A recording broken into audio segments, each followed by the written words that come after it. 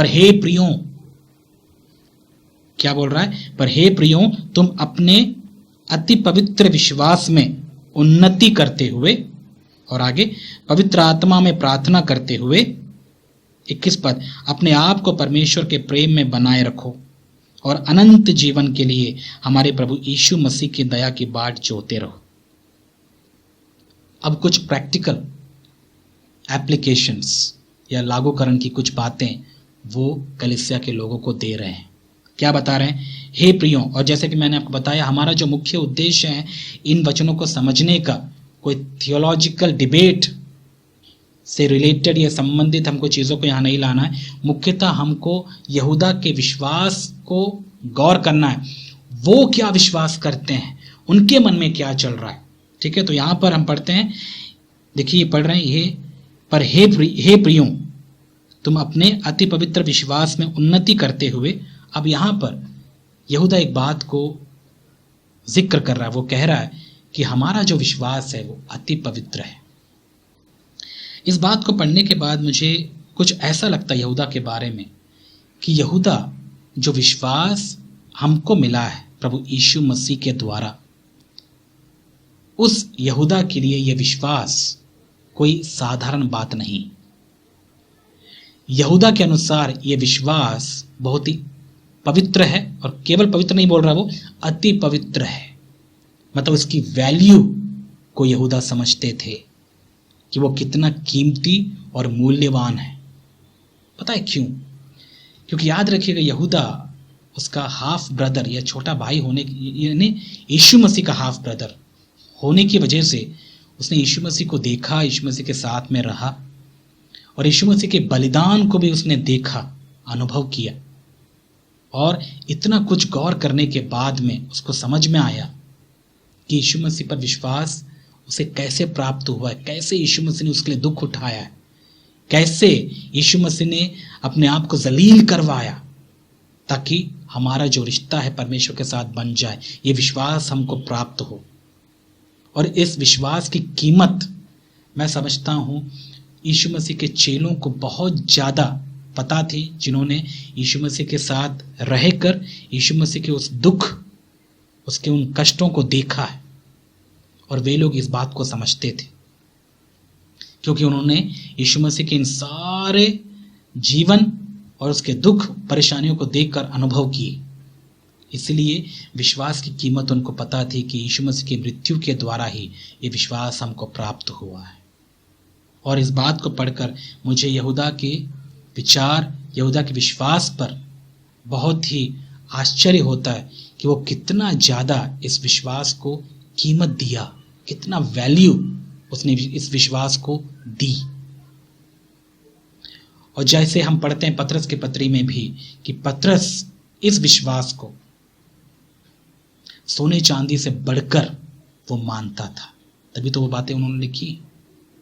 तो यहां पर मुझे क्या सीखने को मिलता है पता है भाई और मेरी बहन, मुझे क्या सीखने को मिलता है? मुझे ये बात मैं अपने आप से पूछता हूं कि क्या प्रभु जो विश्वास मुझे मिला है, क्या मैं उसको उतनी कीमत या उतनी इज्जत या उतना आदर देता हूं जितना आपके उस समय के प्रभु के लोग दिया करते थे? या फिर जितना इज्जत या महिमा ये यहूदा ने दिया इस विश्वास को, क्या मैं अपने इस विश्वास की कीमत समझ पाता हूं? या मेरे लिए विश्वास बस ऐसा ही है, एक नॉर्मल सा गिफ्ट है जो किसी ने मुझे दे दिया, बस ये ऐसा ही है, मैं जब तक यहाँ पर हूँ ठीक है, मैं विश्वासी कहलाऊंगा, बाद में सब कुछ खत्म है। कैसे मैं इसको लेता हूँ? कैजुअली या बहुत ज़्यादा गंभीर या सीरियस होकर? ये सवाल मैं आपसे भी पूछता हूँ मेरे प्यारे भाई और बहन। जो विश्वास आपने पाया है उसकी आपके आंखों के सामने या आपके लिए इसकी कीमत क्या है? कीमत क्या है इस विश्वास की? क्या आप इस विश्वास को सोने चांदी से बढ़कर समझते हैं? क्या आप इस विश्वास को अति पवित्र मानते हैं? क्योंकि अति पवित्र है तो इसकी कीमत की कोई भी सीमा नहीं। इटर्नल फेथ, अनंत विश्वास है ये, और इस विश्वास की कोई कीमत आप नहीं लगा सकते। कितना मूल्यवान ये विश्वास जो हमको प्राप्त हुआ है, क्या आप इसकी कीमत समझ सकते हैं? मैं चाहता हूं कि आप अनुभव करिए। जब ये बातें आप सुन रहे हैं, आप अपने आप को, अपने मन को टटोलिए और पूछिए अपने आप से एक सवाल, प्रभु ये विश्वास जो मैंने पाया है इसकी कीमत क्या है, मुझे बताइए। क्या इसकी कीमत मेरे बैंक में रखे हुए पैसे से बढ़कर है? क्या इसकी कीमत मेरे इस शरीर से बढ़कर है? क्या इसकी कीमत मेरे परिवार से बढ़कर है? इसकी कीमत क्या मेरी इज्जत से बढ़कर है? इसकी कीमत क्या है प्रभु? पता है जवाब क्या आएगा? इसकी कीमत की कोई सीमा ही नहीं है।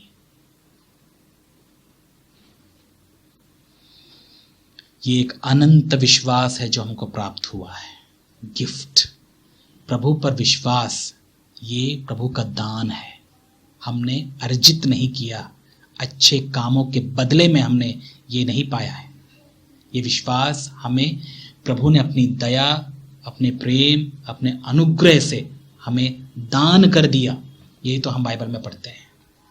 अब सोच के देखिए, इतना ज़्यादा इस विश्वास की कीमत है। हम इसको कैसे लेते हैं मेरे प्यारे भाई और बहन, बताइए। और जब ये बातें मैं पढ़ता हूँ, यहूदा के इन विचारों को मैं समझता हूँ, तो मैं अपने आप से भी सवाल करता हूँ कि मेरे लिए ये विश्वास कितना मायने रखता है।